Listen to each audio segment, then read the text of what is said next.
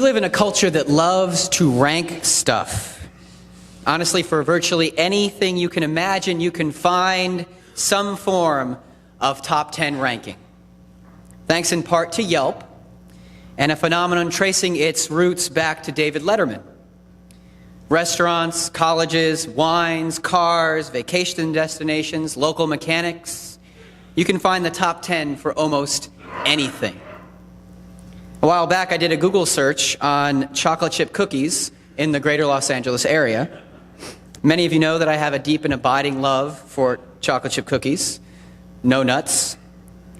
What came up in my search was a selection of countless links to the top 10 chocolate chip cookies in Los Angeles, as determined by various self-appointed cookie experts.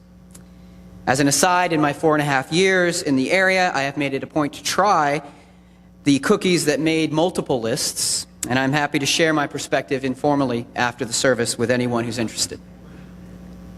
I'm also a sports fan, and this love of top 10 rankings finds no greater venue than in the world of sports. Pick a sport, and you can find a ranking of the top 10 all-time teams. Pick a team, and you can find a ranking of the top 10 all-time players. Pick a day, and various sports channels will offer you a ranking of the top 10 plays. And once a week on ESPN, you can tune in for the not top 10, which is a ranking of the 10 funniest mishaps that week in sports. I believe that this love of ranking things, this virtual obsession with identifying the top 10s in our world, is in large part because people love to debate.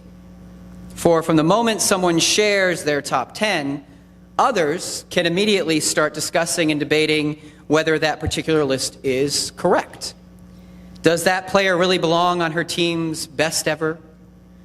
Is that college's ancient Near Western literature department really the 7th best in the nation? Does the chocolate chip to cookie dough ratio in that cookie really justify its placement in the current pantheon of great pastries? And I might be so bold as to suggest that this tendency to debate top 10 lists is not a modern day only phenomenon. It even happened to what some might say is the ultimate top 10 list, the 10 Commandments.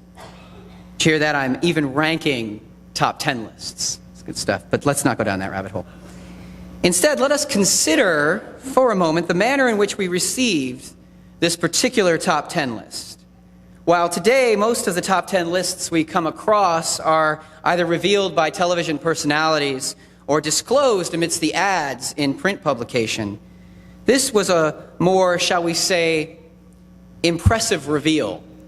And it's not like the big reveals of our time, less like introducing your 1995 Chicago Bulls. And now, God gives you the top 10 commandments to live by.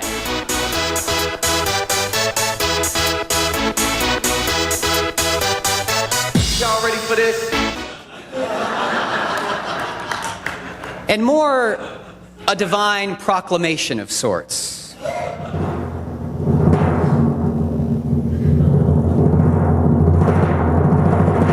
Your God gives you the 10 commandments.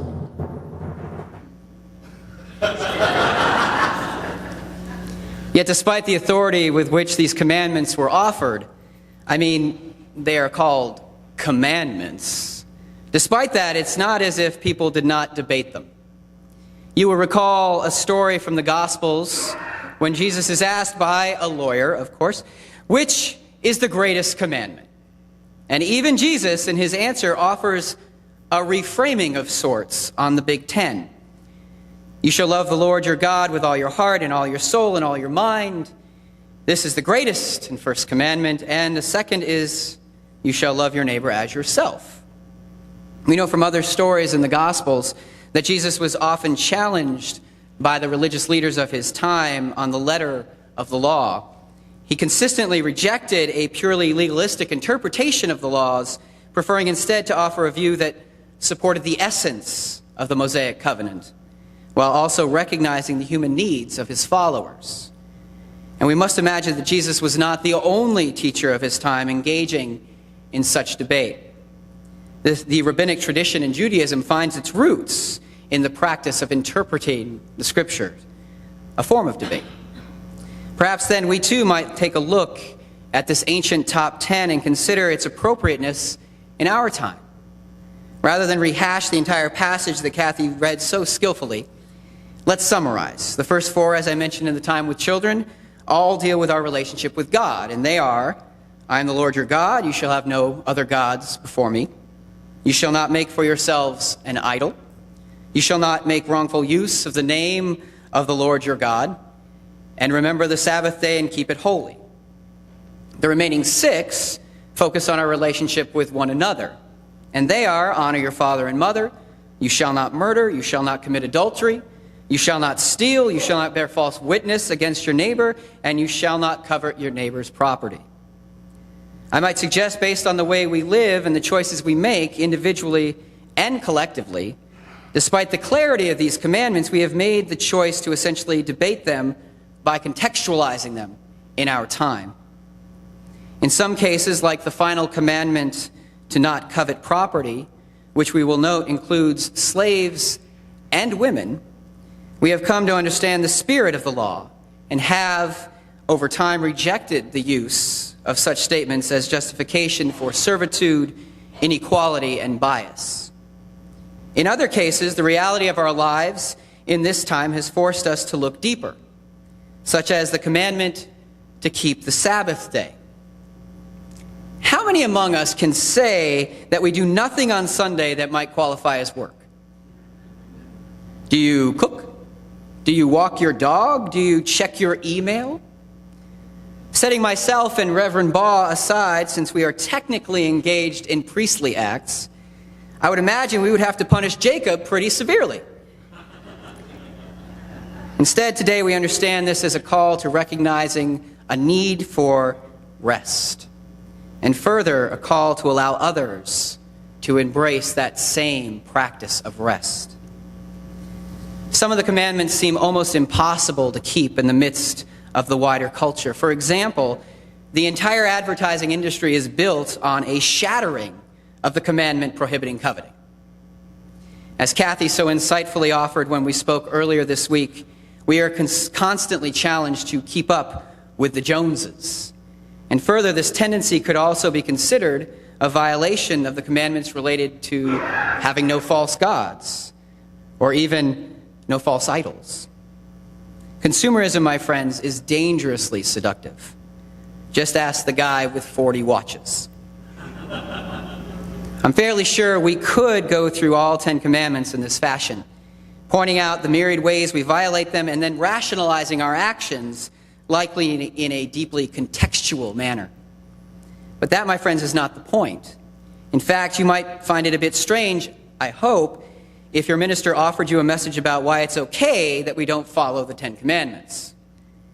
Instead, I would suggest that we take this opportunity to look a little deeper into the message of these commandments. They are, as presented in this ancient text, a reflection of their time, to be sure. Again, the implicit affirmation of slavery and the outright misogyny support that. But they also reflect the core of God's ongoing covenant with God's people. For they call us to be cognizant of our relationship with God and to keep that relationship as a high priority of our lives. As Jesus said in Matthew's Gospel, to love God with all your heart and with all your soul and with all your mind. And they call us to remain focused on maintaining good relationships with the people in our lives, and all people for that matter.